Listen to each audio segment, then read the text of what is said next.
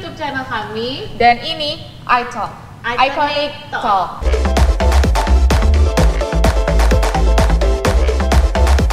Bersama kami BG. Saya Belia Dan saya Gaby. Oke, jadi di iTalk hari ini kita mau bahas soal karir nih, Wi. Wow. Karir, apalagi kita di sini wanita perlu ya berkarir kan ya. Nah, Betul kebetulan narasumbernya di sini juga seorang wanita. Oke, nah ini bersama dengan Kak Rai. Halo.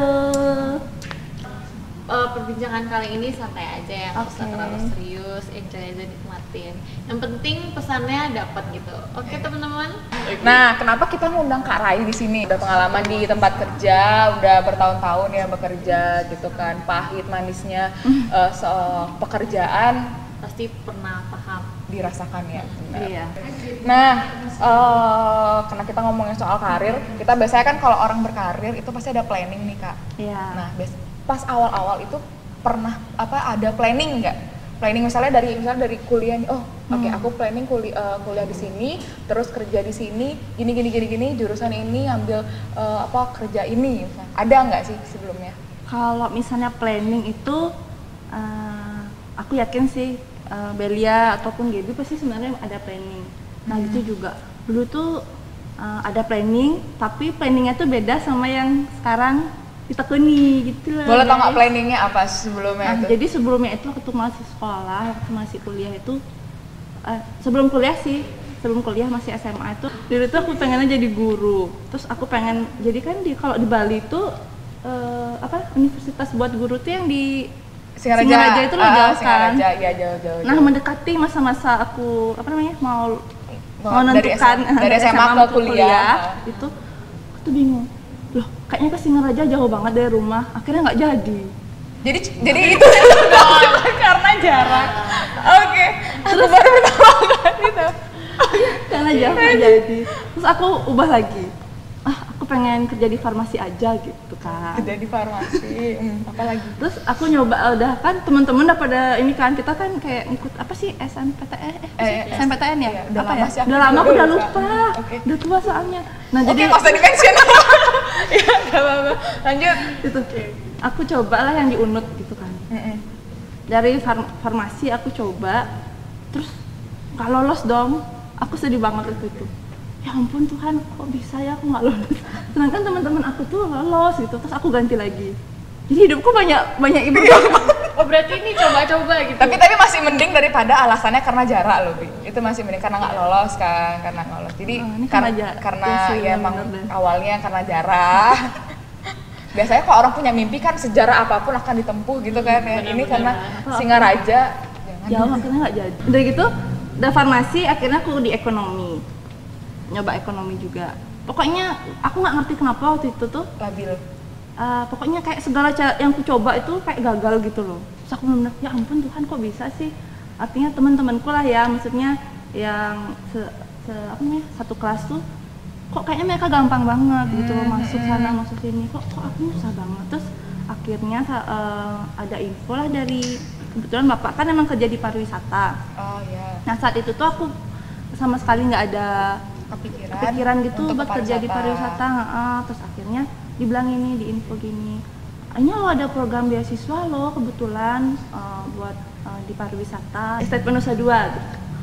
Sebenarnya sama sekali nggak ada kepikiran sih bakalan sekolah di sana gitu, jadi malah di sana yang aku coba-coba gitu. Ya udahlah aku coba-coba aja, jadi nggak ada serius-seriusnya gitu. Aku coba-coba lah, gitu.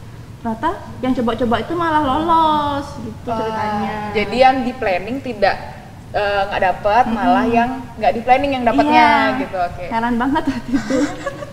Mungkin udah jalannya Tuhan. Iya. Terus Oke. ternyata udah ngikutin kuliahnya, terus ternyata aku baru tahu di sana ternyata pariwisata itu nggak cuman dulu kan taunya kayak apa ya di sama tamu gitu. Ternyata di pariwisata itu juga adalah akuntansi ini. Nah kan iya. sebenarnya aku suka di sana. Jadi waktu itu Salah aku topik. baru tahu di sana kan. Terus ikutin sana 4 tahun kuliah di sana, terus ada trainingnya juga. Malah dari sana itu ternyata membuka wawasan, membuka apa juga namanya keterampilan kita. Jadi kita tuh diasah gitu. diasah, sehingga di training pun juga di hotel-hotel yang waktu itu bintang 5 gitu loh. Memang dibuka kayak gitu. Jadi semenjak saat itu akhirnya tahu, maksudnya kenal gitu, oh sini ada siapa, misalnya di hotel mana gitu.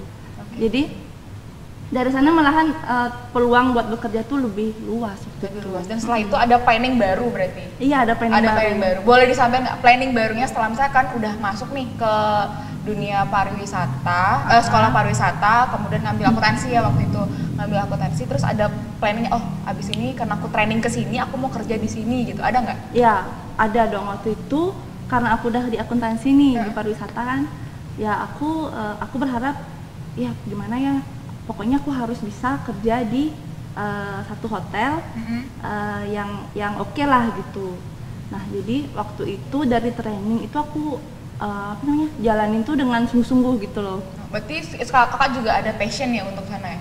Jadi kayak emang suka kan ya, karena suka di sana. Suka hitung-hitung.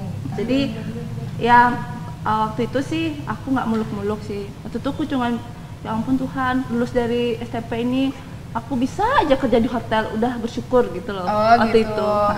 Jadi karena kan nggak begitu-gitu. Ya nggak yang muluk-muluk aku mau gitu. masuk ke hotel brand A gitu nggak ya? Iya, jadi pokoknya lulus dari sini biar aku bisa kerja aja gitu.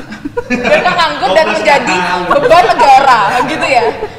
Pasrah banget kan. Pasrah banget, oke. Nah, Oke Kak Rai, Ya. selanjutnya aku punya pertanyaan nih. Apa yang buat Kak Rai ngerasa mantep, bener-bener mantep di pekerjaan ini? Maksudnya kenapa menekuni di sini gitu ya? Ya. Oke. Jadi yang pertama sih karena tadi ada passion dulu yang pertama. Terus setelah ada passion itu ada usaha.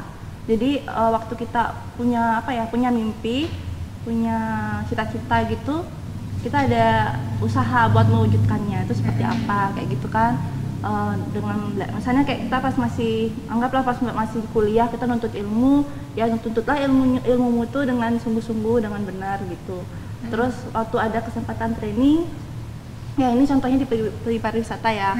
Kalau misalnya pas ada kesempatan training, latihlah dirimu dengan sungguh-sungguh gitu. Jadi jangan trainingnya kayak asal-asalan aja gitu ya. Jadi lakukanlah semuanya itu dengan sungguh-sungguh dan jangan lupa berdoa. Kalau berdoa itu pasti Tuhan itu akan bukakan jalan. Jadi yang kita nggak pernah pikirkan tiba-tiba Tuhan bukakan. Sama kayak tadi ya, awalnya pengennya plannya A, tapi malah tiba-tiba ke B, padahal nggak pernah untuk berpikiran untuk ke pariwisata. Bener banget. Karena kan kadang kita sering nih, kalau misalnya milih kampus itu suka milih yang ikut-ikutan teman. Ikutan teman atau enggak apa yang aku suka, tapi ketika dia nggak dapat, dia malah udahlah ambil apa aja. Tapi akhirnya malah jadinya nggak jalan, jadi akhirnya tuh kayak kuliahnya itu mandek gitu, jadi kayak nggak ada damai sejahtera gitu loh. Kadang suka ada yang kayak gitu. Kalau menurut aku sih, misalnya nih kayak tadi aku awalnya pengen banget jadi guru gitu kan, tapi ternyata jalannya itu nggak kesana gitu.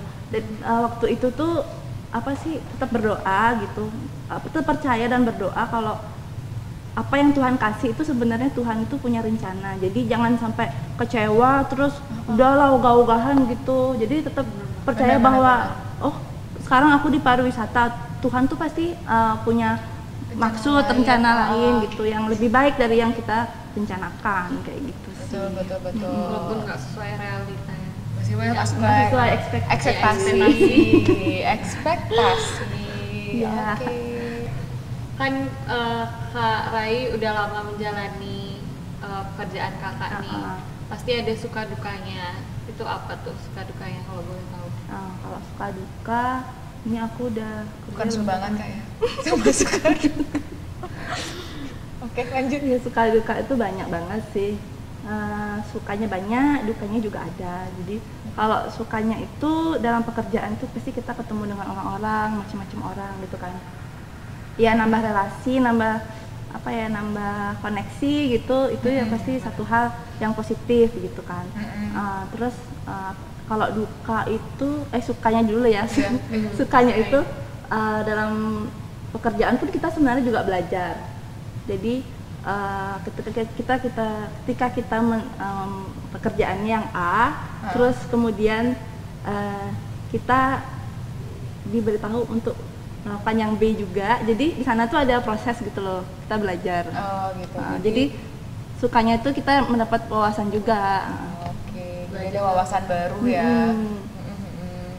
Kalau dukanya ya dalam setiap bidang pekerjaan aku yakin sih pasti ada dukanya juga. Misalnya kayak dari deadline kayak gitu-gitu kan. Kejar deadline, kejar mungkin report. Kalau di aku kan biasanya tiap bulanan itu ada closing akhir bulan gitu. Iya. Nah, misalnya ya.